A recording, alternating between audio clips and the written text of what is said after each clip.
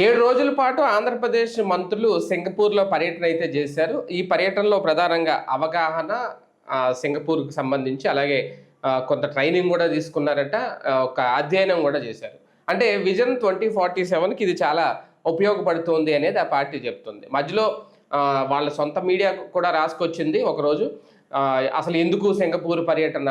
ఖర్చు వృధా అనేది ఇమీడియట్‌గా చంద్రబాబు నాయుడు గారు కొన్ని ఆదేశాలు కూడా జారీ చేశారు ఇక్కడి నుంచి. వాళ్ళు అక్కడ ఏం చేస్తున్నారో మినిట్ టు మినిట్ మొత్తం ప్రజలకు తెలియాలి. ఎప్పటికప్పుడు చెప్పండి అంటూ కూడా. ఓకే. మొత్తానికి 7 రోజుల పర్యటన అయితే ముగిసింది. అంటే ఏం సాధించారు ఈ పర్యటన వల్ల? నిజంగా ఏం ఉపయోగం రాష్ట్రానికి?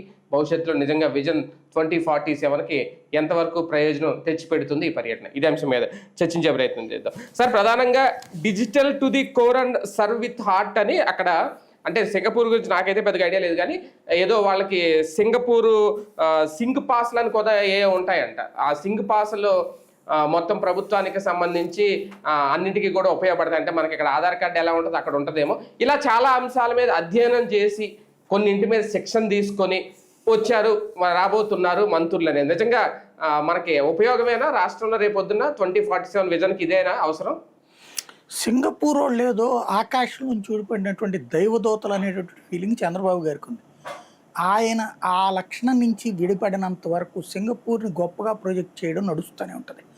ఒకప్పుడు భారతదేశానికి సంబంధించి మీడియా, సోషల్ మీడియా ఇవన్నీ లేని రోజుల్లో మనకి అదే చాలా గొప్పగానే కనిపిస్తుంది. ఇప్పుడు కూడా సింగపూర్ గొప్పే, కానీ మనకంటే పెద్ద గొప్పోళ్ళు అనేటటువంటి అమాయకత్వం నుంచి చంద్రబాబు గారు బయటపడడం ముఖ్యం. అక్కడ మనకంటే ఒక్క దాంట్లో గొప్పది నేను మెచ్చుకుంటా. నేను 4 రోజులు సింగపూర్లో ఉండొచ్చా. అప్పుడు ఈ ప్రభుత్వం పంపించిందే 2019కి ముందు. అప్పుడు సింగపూర్కి సంబంధించి మన అమరావతి కన్స్ట్రక్షన్ చేస్తున్నారు అన్నటువంటి సందర్భంలో వాళ్ళు ఎందుకు కన్స్ట్రక్ట్ చేస్తారు, వాళ్ళకే నిర్మాణాలు జాతీయ సావదు కదా అన్నటువంటి డిబేట్ చేసాం. నాతో పాటు ఈటీవీ, ఆంధ్రజ్యోతి అందరూ కూడా ఆ రోజున అట్లా చేస్తేనే జర్నలిస్టులు అందరినీ అక్కడ పంపించారు. మాకు అక్కడ ప్రభుత్వ ఆతిథ్యంతోనే 4 రోజుల పాటు చూపించారంతా. మొత్తం 6 రోజులు, వెళ్ళడానికి ఒక రోజు, రావడానికి ఒక రోజు, అక్కడ 4 రోజుల పాటు. ఏందిరా అంటే అక్కడ మేము మొత్తం తిరిగితే ఈడ్చిపెడిదంతే ఒక బెజవాడ అంత ఉంటుంది. అది సింగపూర్ 30 కిలోమీటర్ల దేశం. అది రోజు మేము ఏదేదో ఎక్కడెక్కడికో ఏ రాష్ట్రం నుంచి ఇంకో రాష్ట్రానికి తీసుకెళ్తున్నారంటే రోజు మాకు అయ్యే కనబడుతున్నాయి అట్టించి ఇటు చూస్తుంటే. ఏంటంటే దేశం అంతే ఉండి వచ్చింది అక్కడ. కాకపోతే వాళ్ళ దగ్గర ఉన్నటువంటి స్పెషాలిటీ ఏంటంటే కాస్త బాధ్యతగా వ్యవహరిస్తారు అక్కడ ప్రజలు. అంటే ట్రాఫిక్ సిగ్నల్స్ దగ్గర దూరంగా ఆగటము, అలాగే పార్కింగ్లు కరెక్ట్గా పార్కింగ్ స్పాట్లోనే పెడతారు. పార్కింగ్లో కనుక నిండిపోయి ఉందనుకోండి అవతలకి వెళ్ళిపోతారు తప్ప ఎక్కడ పడితే అక్కడ పార్కింగ్ చేసి వెళ్ళరు. అట్లాగే మనకి ఈ బస్ స్టాప్లు ఎట్లా ఉంటాయో వాళ్ళకి ట్యాక్సీ స్టాప్లు ఉంటాయి. మనకు కూడా ఇక్కడ ట్యాక్సీ స్టాండ్లు ఉంటాయి. మనం రోడ్డు మీద ఎక్కడైనా ఆపితే వస్తారు ట్యాక్సీ, లేదా మనం ఓలాలు ఇట్లాంటి బుక్ చేస్తే వస్తారు. అక్కడ అట్లా కాదు. ఆ ట్యాక్సీ స్టాండ్ దగ్గరికి మనం వెళ్తాం. వెళ్తే వాళ్ళు ఆ స్టాండ్ నుంచి నెక్స్ట్ స్టాండ్ దగ్గరికి తీసుకెళ్తుంటారు అనమాట. వాళ్ళు అక్కడ అంటే స్టాండ్ దగ్గరే ట్యాక్సీలు రెడీలో ఉంటాయి. వదిలిపెట్టం మనల్ని మన దీని దగ్గర వదిలిపెడతారు మన దగ్గర. అదే సందర్భంలో ఈవెన్ ప్రధానమంత్రి అయినా సరే బయట పార్కింగ్లో కారు పెట్టుకుని వస్తాడు. ఇది అక్కడ వాళ్ళు పాటించేటటువంటిది క్రమశిక్షణ, అంతవరకు యాక్సెప్టబుల్. మిగతా దాంట్లో ఏమీ లేదు. మనకి వీళ్ళ శిక్షణా శిబిరాలను పెడుతుంటారు చూడండి, అప్పుడప్పుడు ఈ జర్నలిస్ట్ శిక్షణా శిబిరాలు ఇట్లాంటి ఉపన్యాసం ఇస్తుంటారు కదా పొద్దునుంచి సాయంత్రం దాకా. ఒక్కొక్కళ్ళు మనకి సంబంధం లేని ఏయో మాట్లాడుతూ ఉంటుంటారు అనమాట. అట్లాగే ఉంటుంది ఆ సింగపూర్లో. వాడి గొప్పతనం వాడు చెప్పుకుంటాడు, అది వాడి దేశంలో వాడికి అవసరం. ఇప్పుడు అక్కడ హౌసింగ్ గురించి చెప్తాడు. మన హౌసింగ్ బోర్డు నా చిన్నప్పుడు వచ్చింది. అక్కడ హౌసింగ్ ఏంటో తెలుసా? గవర్నమెంట్ సిస్టంలోనే ఉంటుంది, ప్రైవేట్ హౌసింగ్ ఉండదు అక్కడ. మీరు సింగపూర్లో ఉండటానికి ఉద్యోగం ఏదో సంపాదించుకున్నారు, అక్కడికి వెళ్ళారనుకోండి, వెళ్ళిన తర్వాత అక్కడ మన హుడా టైప్లోనే ఉంటుంది. అక్కడ హుడా టైప్లోనే వాళ్ళ దగ్గరికి వెళ్ళి సింగపూర్ అర్బన్ డెవలప్మెంట్ అథారిటీ దగ్గరికి వెళ్ళి, అయ్యా నాకు ఈ ఉద్యోగం వచ్చింది అంటే నీ జీతం ఎంత అని చూస్తారు. అందులో ఆ జీతం ప్రకారం మీకు ఒక $10,000 ఉందనుకోండి, మీకు వాడు $1,000 నుంచి $1,500 విలువ కలిగినటువంటి నెలకి పడేటటువంటి ఇల్లు చూపెడతాడు. మీకు $5,000 పడే ఇల్లు ఇవ్వడం. మీరు $10,000 నా దగ్గర ఉన్నాయి అన్నా కూడా ఇవ్వడవాడు. మీకు 1,000 నుంచి 15, అంటే ఒక ఇల్లు $50,000 $1,00,000 ఉంటుంది ఫ్లాట్. ఆ ఫ్లాట్లు 2-3 ఏరియాల్లో చూపెడతాడు వాడు. దాంట్లో మీరు డిసైడ్ చేసుకుంటే మీ చేతికి తాళాలు ఇస్తారు, మీ అకౌంట్ నుంచి నెల నెల కట్ అయిపోతుంది. ప్రైవేట్ హౌసింగ్ ఏముండదు, ఇక అదే తీసుకుని వెళ్ళటమే అనమాట ఇల్లు. ఒకవేళ ఆ ఇల్లు కూల్చడమో రిపేర్లు చేయాల్సి వచ్చిందనుకోండి, మీకు మళ్ళీ మిమ్మల్ని పిలిచి మీకు తాళం ఇస్తారు, ఇంకో చోట వెళ్ళి మీరు ఉంటారు, ఇది ఖాళీ చేసుకుని వెళ్ళిపోవాలి. ఇది సిస్టమ్. ఇక్కడ మనకు అట్లుంటుంది హౌసింగ్. సింగపూర్ హౌసింగ్ గురించి మనకి ఇక్కడ పాఠాలు చెప్తే ఏంది ప్రయోజనం నాకు తెలియక. రెండవది, మురికి నీటిని శుద్ధి చేయడం అని ఒకరోజు అది తీసుకుపోతారు ఆ కాలంలో, బాగున్నది ఇదంతా చూడండి అని చెప్తారు. మనకి ఇక్కడ విజయవాడలో కూడా మా మురికి నీళ్ళంటే కృష్ణానదిలోకి వెళ్తాయి, ఆ నీళ్ళని శుద్ధి చేసి మేము అందరం తాగుతున్నాం అక్కడ మనం బోటింగ్ కూడా చేస్తున్నాం పొన్నమయ్యని. ఏముంది ఆడిది అంటే వాడి దేశంలో ఉన్న మురికి నీళ్ళన్నీ మురికి కాలువలో, మా ఏలూరు కాలువ, వందర కాలువ అట్టగే వస్తాయి. దాంట్లో ఏందో అదేదో గొప్పతనం అంటే శుద్ధి చేయడం మన మంచినీళ్ళన్నీ శుద్ధి చేసేవే కదా. వాడు అందులో నుంచి బోటింగ్ నడుపుతున్నాడు, నువ్వు కూడా నడుపుకుంటున్నావు, ఇక్కడ నడుపు. దాంట్లో అక్కడికి వెళ్ళి ఆడి దగ్గర నేర్చుకుని మనం ఇక్కడ చేసేది ఏంది. ఇకపోతే అక్కడ ఒక పెద్ద బిల్డింగ్ తీసుకెళ్తారు, ఆ బిల్డింగ్లో సింగపూర్ మ్యాప్ అంతా ఉంటుంది, ఏ ఏరియాలు ఎట్ట ఉన్నాయి అవన్నీ కూడా. దాంట్లో లైట్ టెస్ట్ చూపెడుతుంటారు, అదిగో ఇది అది, ఇదిగో అన్ని బిల్డింగులు ఇన్ని బిల్డింగులు అన్నటువంటిది. అవి ఆ ఊరు ప్రజెంటేషన్, అది పీపీటీ కోసం. అక్కడ విడప్పుడు ఎవడో బోడు ఇట్లాంటి మీటింగులప్పుడే తీసుకుపోతారు, సింగపూర్ గొప్పతనం గురించి చెప్తారు వాళ్ళు. ఇంకో చోట ఏమో వాళ్ళ హిస్టారికల్ కాన్సెప్ట్ ఉంటుంది, వాళ్ళు మొదట రాజుల కాలంలో ఎట్టుండేవాళ్ళు, ఆ తర్వాత మొదటి ప్రపంచ యుద్ధం అప్పుడు ఏమైంది, ఆ తర్వాత ఆ దేశంలో మొదట్లో సింగపూర్ దేశం ఏర్పడినప్పుడు ఎట్లాంటి ఇబ్బందులు ఎదుర్కొన్నారు, అవన్నీ ఒకరోజు చూపెడతారు, ఒక పూట చూపెడతారు. అట్లాగే వాళ్ళ మెట్రో, మామూలుగా మనకి ఇక్కడ ఢిల్లీ పోతే అట్టగే ఉంటాయి మెట్రో, అక్కడ మెట్రో ఉంటాయి. ఆ మెట్రో ఏందయ్యా అంటే మనకి మామూలుగా ఇట్లా షాపింగ్ కాంప్లెక్స్ కనబడుతుంటుంది, ఆ షాపుల్లో మధ్యలో ఒక షాపు లాగా ఉంటుంది, అందులో దిగితే కింద మెట్రో. అట్లాంటివి మన ఢిల్లీలో కూడా చూశాను నేను. కాబట్టి పెద్దగా నాకేమీ ఇదేం కనిపించలేదు అక్కడ. ఇకపోతే బిల్డింగులు, మన బిల్డింగులకి వాళ్ళ బిల్డింగులకి కంప్లీట్ తేడా. మనకి మళ్ళీ ఇండివిజువల్ హౌసెస్ అక్కడ ఉండవు, అక్కడంతా కూడా 50 అంతస్తులు 100 అంతస్తులు ఇల్లే కట్టుకుంటారు, ఎందుకంటే వాళ్ళ దేశానికి ల్యాండ్ తక్కువ కాబట్టి పైకి కడతారు వాళ్ళు. 100 ఎకరాల ల్యాండ్లో 20 ఎకరాల్లో ఫ్లాట్లు కట్టి, ఏది అపార్ట్మెంట్ కట్టి, మిగతాదంతా ఖాళీగా ఉంచి గ్రీనరీ పెడతారు, ఆ నీళ్ళని అక్కడ నిల్వ ఉండేటట్టు ఇట్లాంటివన్నీ పెట్టుకుంటారు, నీట్గా మెయింటైన్ చేస్తారు. That's enough. అది మన దగ్గర ఇక్కడ గేటెడ్ కమ్యూనిటీలో బాగానే నడుస్తుంది ఆటోమేటిక్. మన హైదరాబాద్లో చూసినా లేకపోతే మన వైజాగ్లో చూసినా ఇవన్నీ నడుస్తుంటాయి. అక్కడ గొప్ప అని వాళ్ళు చెప్పుకుంటుంటారు. ఇట్లా ఇవే చెప్పేది క్లాసులన్నీ వాళ్ళు అడ్మినిస్ట్రేరియల్ పవర్ పాయింట్ ప్రెజెంటేషన్లు చూపెడుతుంటారు. అంటే ఈ మాత్రం ట్రైనింగ్ అంత దూరం తీసుకెళ్లాలా మంత్రులందరినీ? చెప్పాను కదా, మనకి ఇక్కడ వాళ్ళు ఏదో గొప్పోళ్ళు అనే ఫీలింగ్ ఎక్కువ బాబు గారికి, ఆ ఫీలింగే పాపం లోకేష్ గారికి కూడా చెప్పుకుంటారు. వాళ్ళ ఆధిపత్యం మన వాళ్ళ దగ్గర. ఇక్కడ మన మంత్రులకి ట్రైనింగ్ ఇచ్చేవాడు ఎవడయ్యాడు అంటే అక్కడ ఉన్నటువంటి సెక్రటరీనో ప్రిన్సిపల్ సెక్రటరీ. ఇక్కడ మన సెక్రటరీని అయితే కనుక ఏందయ్యా అంటారు వీళ్ళు, మన ఐఏఎస్ని ఐపీఎస్ని అమలక్కలని తిడతారు వీళ్ళు, లేకపోతే ఎంత అన్నట్టు పొగరగా ఉంటారు. వాళ్ళ దగ్గరికి వెళ్ళి చేతులు కట్టుకుని ఉంచోవాలి, అంత మించి ఏం లేదు.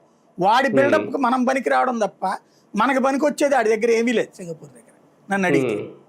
అంటే ఇప్పుడు అమరావతి నిర్మాణం ఒక పక్క, ఇంకా రాజధాని తయారు చేస్తున్నారు. ఇటువంటి సందర్భం ఇంతకుముందు ఏదేదో సింగపూరు ఏంటది ప్లానింగ్ ఇదంతా తీసుకొచ్చారు, తర్వాత పక్కన పెట్టేశారు. ఇప్పుడు మళ్ళీ దాన్ని ఏమన్నా కంటిన్యూ చేస్తారా, అదేమన్నా తెర మీద తీసుకొస్తారా? అందుకేనని సెక్షన్లు ఇవన్నీ చెప్పాను కదా. సింగపూర్ అనే దానికి కన్స్ట్రక్షనే చేత కదండి. సింగపూర్లో కన్స్ట్రక్షన్ చేసేవాళ్ళు చైనా వాడు 80%, 20% మలేషియా వాడు. మన వాళ్ళు కూడా అక్కడ కన్స్ట్రక్షన్ రంగంలో ఉంటారు, మెయిన్ బిల్డర్ల కింద ఉండరు. సెంటరింగ్ ఇట్లాంటి పనులు ఉంటాయి కదా, సబ్ కాంట్రాక్టర్ల కింద మన వాళ్ళు కూడా పనిచేస్తుంటారు. అంతే తప్పించి సింగపూర్ రోడ్డుకి నిర్మాణ రంగంలో ఏమాత్రం అనుభవం లేదు. సింగపూర్ రోడ్డుకి చేతనైంది 3.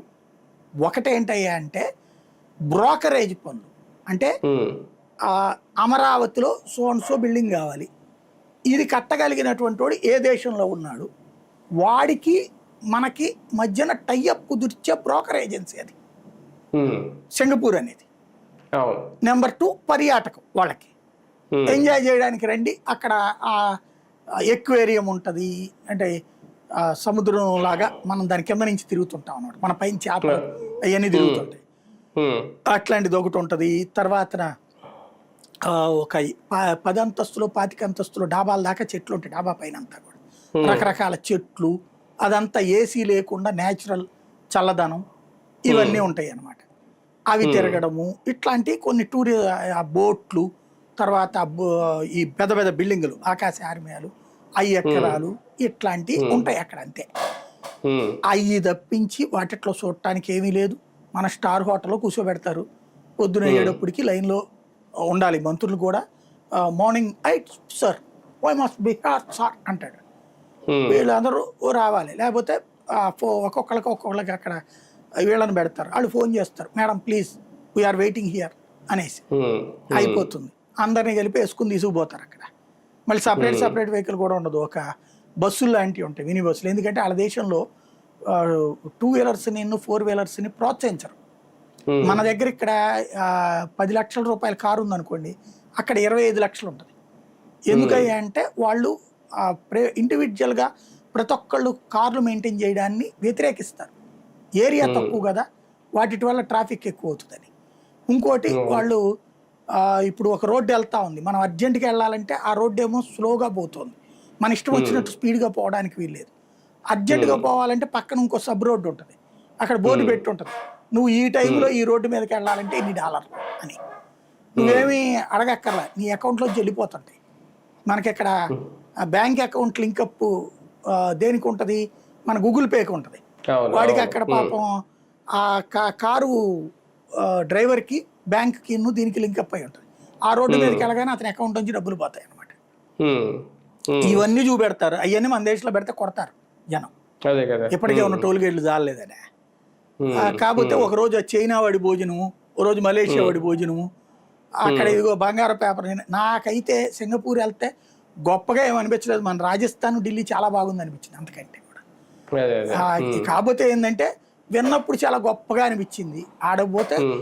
గ్రీనరీ, చెట్లు గిట్లు ఇవన్నీ మన అమరావతిలో కూడా ఉంటాయి అట్లాగే. అంటే పరిపాలనలో అక్కడ వాళ్ళు తీసుకుంటున్న కొన్ని నిర్ణయాలంటే వీళ్ళ నిర్ణయం ఏదో ఒక హెల్త్ హబ్ ఏదో పరిశీలించారట. మొత్తం అక్కడ ఉన్న పబ్లిక్ అందరి హెల్త్ రికార్డ్స్ కూడా ఆ హెల్త్ హబ్ లో ఉంటాయి. ఎప్పుడైనా చూసుకోవచ్చు ఎవరు ఏంటి అనేది. అలాగే డిజిటల్ ఈ పబ్లిక్ సర్వీస్ అంటే కొన్ని కొన్ని పట్టణాల్లో పబ్లిక్ అందరికీ సంబంధించి ఒక డిజిటల్ యాప్ ఏదో ఉంటుందట.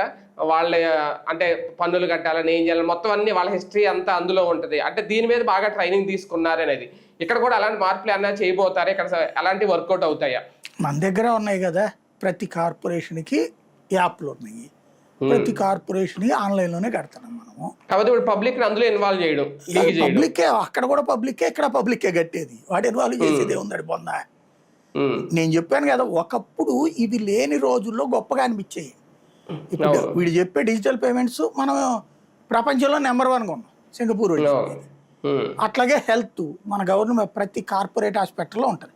మీరు కార్పొరేట్ హాస్పిటల్కి వెళ్ళి చూడండి, ఎక్కడే ఎందుకు ఇప్పుడు మన మందుల కొట్లు ఉన్నాయి కదా, అదేది ఇప్పుడు కార్పొరేట్ మందుల అపోలోలో. కంపెనీలు వచ్చినాయి కదా, అపోలోలో ఉన్నాయి, మెడ్ప్లస్. మెడిప్లస్లో. ఉమ్. అందులోకి వెళ్ళి మీ ఫోన్ నెంబర్ కొట్టగానే మీరు ఏమేమి మందులు కొన్నారు, మీ జాతకం అంతా అందులో ఉంటుంది. మీరు ఒక అదే కదా. హాస్పిటల్లో ఒకసారి చూపించుకుంటే ఆ డేటా పెడుతున్నాడు, ఆడు ప్రభుత్వం తరపున పెడుతున్నారు, అంతే తేడా. మనకు అదే కదా ఇప్పుడు మోడీ చెప్పింది, డిజిటల్ హెల్త్ అనేటటువంటిది. ప్రతి ఒక్కరిది హెల్త్ చెకప్ చేసి అందులో పెట్టండి అనేటటువంటిది. ఉమ్. ఇవన్నీ పాత రోజుల్లో, మనకి ఇవన్నీ లేని రోజుల్లో, మోడీ రాకముందు రోజుల్లో కొంతవరకు ఒప్పుకోవచ్చు. మన దేశంలో ఈ సిస్టమ్స్ అన్నీ ఇప్పుడు వచ్చేసి ఉన్నాయి. ఓ రకంగా చెప్పాలంటే ఇప్పుడు సింగపూర్ దగ్గర నుంచి మనం నేర్చుకోవడం కాదు. సింగపూర్ రోడ్డుకి వాడి దగ్గర ఇంత జనాభా లేరు, 145 కోట్ల జనాభా ఉండి అన్ని సదుపాయాలు కల్పిస్తున్నటువంటి భారతదేశం నుంచి వాడు నేర్చుకోవాలి. వాడేదో మనకి నేర్పే స్థాయిలో ఉన్నాడు అనుకోవడం అమాయకత్వం నన్ను అడిగితే. ఉమ్. ఉమ్. ఉమ్. ఉమ్.